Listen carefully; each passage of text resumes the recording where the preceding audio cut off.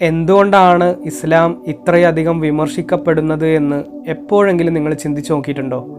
അതിന് ഒരുപാട് കാരണങ്ങളുണ്ട്. നമുക്ക് നമ്മുടെ മദ്രസകളിൽ നിന്ന് ഉസ്താദുമാർ പഠിപ്പിച്ചു തന്ന പല കാര്യങ്ങളും അർദ്ധസത്യങ്ങളും കളവുകളുമായിരുന്നു പ്രിയപ്പെട്ടവരെ. സ്റ്റേജ് കെട്ടിയുള്ള വാള് പ്രഭാഷണങ്ങളിൽ നിന്ന് നമ്മളറിഞ്ഞ പലതും സമാധാനത്തിന്റെ തിയറികളായിരുന്നില്ല. നമ്മൾ പഠിച്ച നമ്മളറിഞ്ഞ ഓരോരോ ദീനീ കാര്യങ്ങളുടെ വസ്തുത ആത്മാർത്ഥമായി സത്യസന്ധമായി അറിയാൻ ആഗ്രഹിക്കുന്ന ഒരു വ്യക്തിയാണ് നിങ്ങളെങ്കിൽ തീർച്ചയായും ഈ ചാനൽ സബ്സ്ക്രൈബ് ചെയ്ത് തുടർന്നുള്ള വീഡിയോകൾ കേട്ടു നോക്കൂ. മതഭ്രാന്തും മനുഷ്യത്വവും വ്യക്തമായി വേർതിരിച്ച് മനസ്സിലാക്കി എല്ലാത്തിനും ഉപരിയായി നല്ലൊരു വ്യക്തിയായി ജീവിച്ചു മരിക്കാൻ തീർച്ചയായും നമുക്ക് സാധിക്കും.